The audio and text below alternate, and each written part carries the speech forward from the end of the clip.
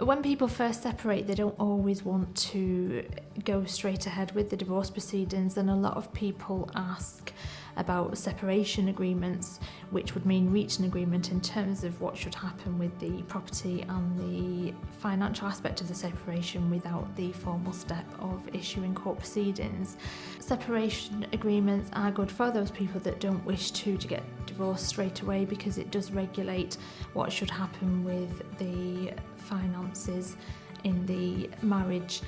The difficulty with separation agreements, however, is that they aren't technically legally binding, and until that agreement is incorporated into a clean break consent order at a later date, they can be disregarded by the court if, for example, financial circumstances have changed, or if the court considers that there wasn't sufficient financial disclosure at the time. The other downside with separation agreements is that you could essentially be paying out costs twice. So you would have the costs of paying for the separation agreement, and then you would need to pay again at a later stage when you did want to get divorced, in order to make sure that you could have that clean break order, which is final and can't be set aside. There's also the emotional side of it, in that if you don't have divorce proceedings and you then need to revisit that at a later stage,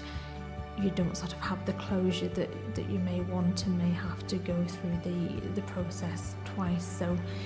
whilst divorce is a big step and you should be sure that you do want to take that step, it's advisable to wait until you are ready, and then to make sure that the finances are dealt with properly and with a legally binding consent order, in order to avoid any situations where you think that you have an agreement and it is later overturned by the court. If you would like any advice in terms of whether divorce or separation is the right option for you, then please contact us today.